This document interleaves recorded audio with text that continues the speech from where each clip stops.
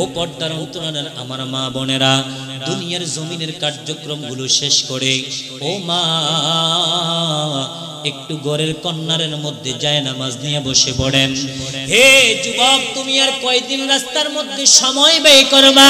হে যুবক, আমি তোমার পায়ে ধরে অনুরোধ করে বলে যাই, আগামী দিন এই মাহফিল মাঠের মধ্যে মাহফিল থাকবে না, হতে পারে আগামী দিন এটার মধ্যে একটা কার্যক্রম না হয়তো ধান রোপণ করার জন্য কার্যক্রম করবে। বন্ধুরে, আজকের এই মাহফিলের মধ্যে একটু এসে বসে যান।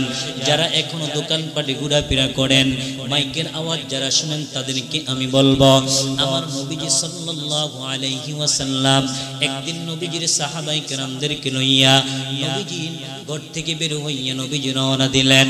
কিছু দূর যাওয়ার পরে একটা কবরস্থান নবীজির চোখের মধ্যে পড়ল। নবীজি ওই কবরস্থানের সামনে দাঁড়াইয়া গেলেন। আমার নবীজি ওই কবরের পার দাঁড়াইয়া নবীজি ওই কবরের মধ্যে সালাম প্রদান করলেন। সালাম প্রদান করার পরে নবীজি বললেন, ওই যে দেখো একটা খেজুর গাছ দেখা যায়, ওই খেজুর গাছ থেকে দুইটা ঢাল কেটে ভেঙ্গে তোমরা নিয়ে আসো। সাহাবায়ে কেরাম নবীজির আদেশ মতো ওই খেজুর গাছের ডালটা লইয়া ওই নবীজির সামনে আইসা বললেন, ইয়া রাসূলুল্লাহ, ইয়া হাবিবাল্লাহ, নবী গো, ও মায়ার নবী, আপনি আদেশ করলেন, আমরা আদেশ মানার জন্য প্রস্তুত। আমার নবীজির কাছে যখন খেজুরের ডালগুলা দিলেন, নবীজি খেজুরের ডালগুলা হাতের মধ্যে নিয়ে দুইটা কবরের মধ্যে দিয়ে দিলেন। সাহাবায়ে কেরাম ডাক দিয়ে বললেন, ইয়া রাসূলুল্লাহ, ইয়া হাবিবাল্লাহ, ও নবীজি, ও মায়ার নবী, আপনি কবরের মধ্যে দুইটা ডাল দিলেন, দুইটা কবর। ইয়া রাসূলুল্লাহ, নবী গো, ও মায়ার নবী, আপনি নবীর কাছে আমরা জানতে চাই কবরের কেন দুইটা ডাল দিলেন? আমার নবী বলে, দুইটা কবরে আযাব হচ্ছে।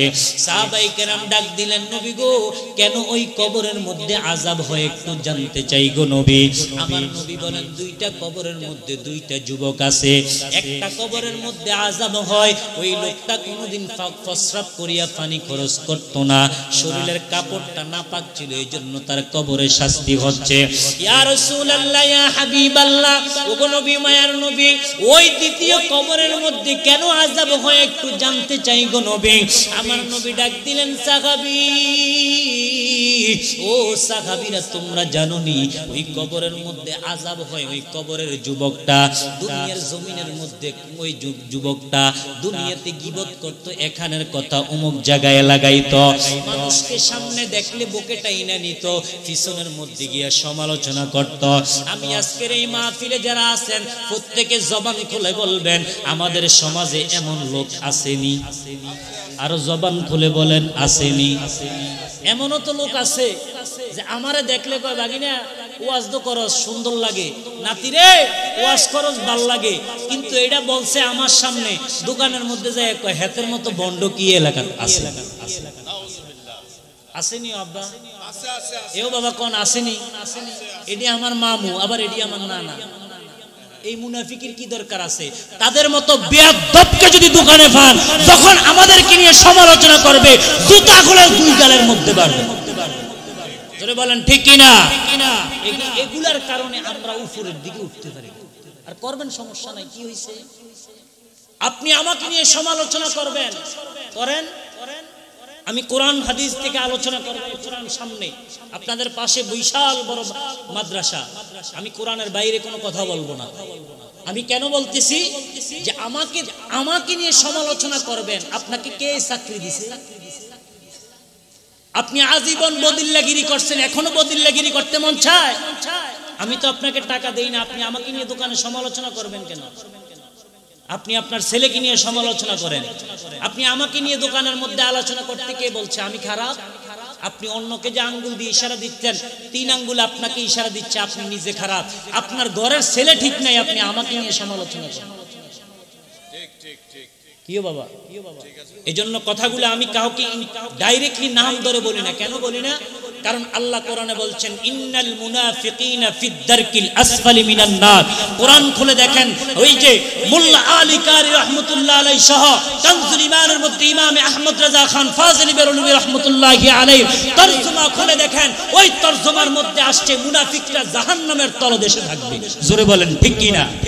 এমন মুনাফিকি করার দরকার নাই, সামনে এসে একটা কিছু খাওয়ার জন্য ভালো বলবেন, পিছনে আবার খারাপ বলবেন, দরকার নাই। আল্লাহ আমাদের প্রত্যেককে হেফাজত করুক, হেদায়েত দান করুক, সকলে বলেন আমিন। কেউ বাবা রাগ করছেন নি কেন? আমি কারোর গালি দিছি, আমি কারোর মন্দ বলছি? বলি নাই। কেন? আমার মন্দ বলার কোনো প্রয়োজন নাই। আল্লাহ কোরআনে যাদেরকে মন্দ বলছে, আমি আব্দুল হালিম যদি আপনাদেরকে মন্দ বলি, আগে আমাকে গালি দেওয়ার আগে আল্লাহকে গালি দিতে হবে। জোরে বলেন ঠিক কি না? আমার বাবারা, বন্ধুরা, চতুর্দিকে গেলে আলোচনা শেষ করতে পারবো না। কেউ কেউ আবার বলবে কি উঠেছে, কি বলেছে, নেমে গেছে, কোনো আলোচনার শুরু বুঝলাম না, শেষ বুঝলাম না। আল্লাহর রাসূল সাল্লাল্লাহু আলাইহি ওয়াসাল্লাম বলেন, সাহাবায়ে কেরাম, এই কবরের মধ্যে যেই লোকটা আছে, এই লোকটা দুনিয়াতে গীবত করত, চোখের সামনে ভালো বলতো, পিছনে গিয়ে মন্দ বলতো, এই দোকানের কথা ওই দোকানে, এই বাড়ির কথা ওই বাড়ির মধ্যে বলতো, সামনে আসলে একবারে কলিজা খুইলা দিত, পিছনের মধ্যে গেলে কলিজার মধ্যে আঘাত করত। আমাদের সমাজে এমন লোক অনেক আছে। আল্লাহ তাআলা এমন লোকদেরকে হেদায়েত দান করুক, সকলে বলেন আমিন। সাহাবায়ে কেরামকে বললেন, সাহাবীরা রে, ও সাহাবীরা, তোমরা খেজুরের ডালটা আমার কাছে দিয়া দাও। নবীকে খেজুর দুইটা ডালকে দুইটা কবরের মধ্যে গেঁথে দিলেন। সাহাবায়ে কেরাম জিজ্ঞাসা করলেন, নবী, খেজুরের ডালগুলো আপনি দিলেন কেন? আমার নবী ডাক দিয়া কয়, সাহাবী, ও সাহাবীরা, আমি এই ডালগুলো দেওয়ার মানে হচ্ছে, এই ডালগুলো প্রত্যেকটা পাতা এই মুহূর্তে জীবিত আছে। এই জীবিত পাতাগুলো যতক্ষণ এই কবরের উপরে থাকবে, ততক্ষণ ওই কবরের মধ্যে শান্তি থাকবে। কবরের মধ্যে ওই জিকির করবে, জিকির করার কারণে ওই কবরের বাসীটা কবরের মধ্যে শান্তি থাকবে। আমার বাবারা, বন্ধুরা, আমার নবীজি সাল্লাল্লাহু আলাইহি ওয়াসাল্লাম ওই জায়গা থেকে একটু সামনের দিকে গেলেন। কিছু দূর যাওয়ার পরে দেখলেন আরেকটা বিশাল একটা কবরস্থান। ওই কবরটার দিকে তাকাইয়া আমার নবী মুস্কি মুস্কি হাসতেছে। সাহাবায়ে কেরাম ডাক দিলেন, ইয়া রাসূলুল্লাহ, ইয়া হাবিবাল্লাহ, নবী গো, ও মায়ার নবী, আপনি নবী কেন মুস্কি মুস্কি হাসতেছেন? সাহাবায়ে কেরামকে আমার নবী বলে, জানুনি, আজকে এই কবরস্থানে আমি যাদেরকে দেখতেছি সবাই কবরের মধ্যে শান্তিতে আছে, জান্নাতের বালাখানার মধ্যে আছে। নবীজি মাথাটা একটু ঘুরাইলেন, ঘুরাইয়া নবীজি হঠাৎ করিয়া নবীজি চোখটা ওই যে মুস্কি হাসিটা বন্ধ হইয়া গেছে, চেহারাটা কেমন মলিন মলিন হইয়া গেছে। আমার নবীকে একজন সাহাবী ডাক দিয়া বললেন, ইয়া রাসূলুল্লাহ, ইয়া হাবিবাল্লাহ, নবী গো,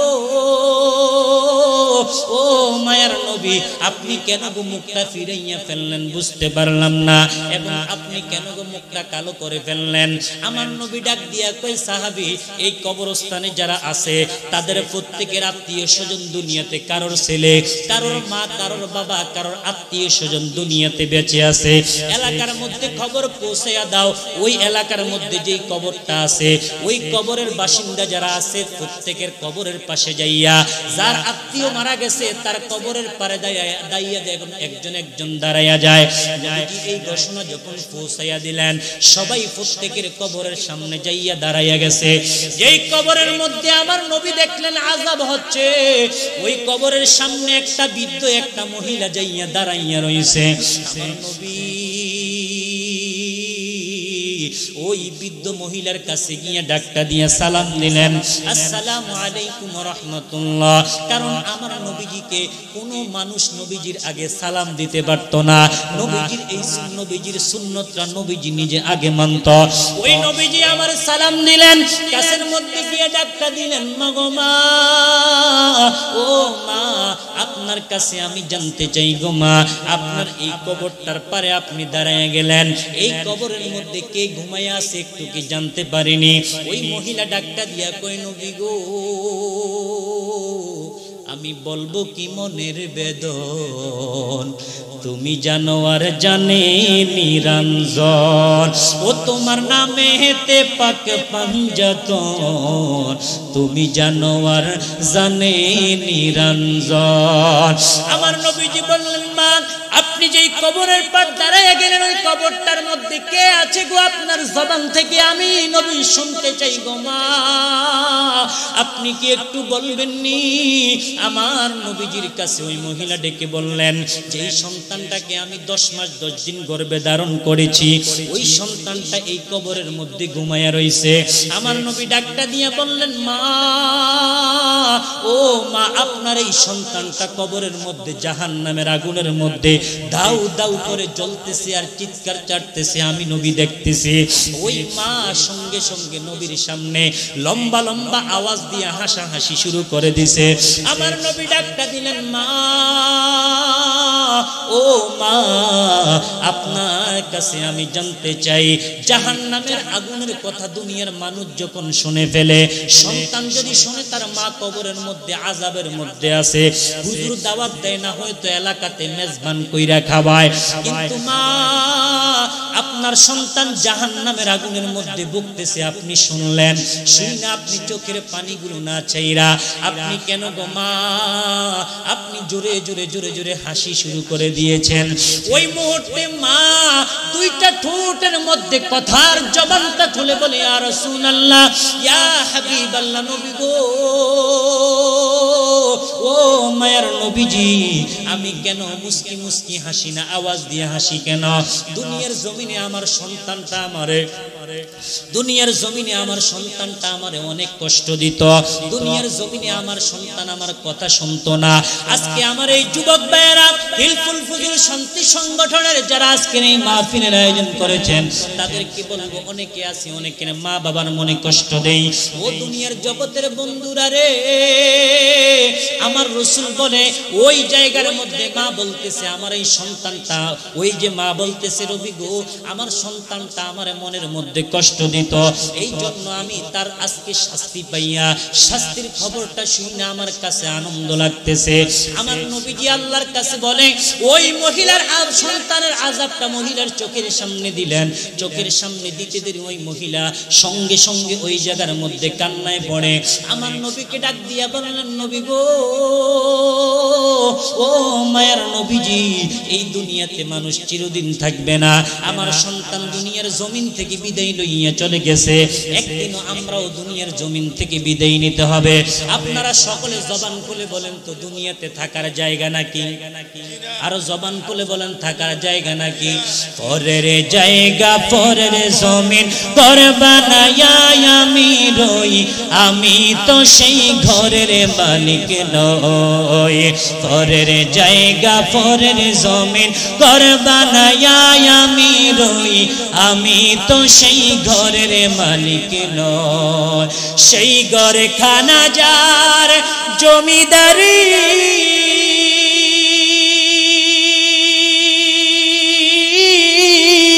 আমি পাই না তাহার হুকুম জারিও, আমি পাই না জমিদারের দেখা, পাই না জমিদারের দেখা, মনের দুঃখ কারে কই কারে কই, আমি তো সেই ঘরের মালিক।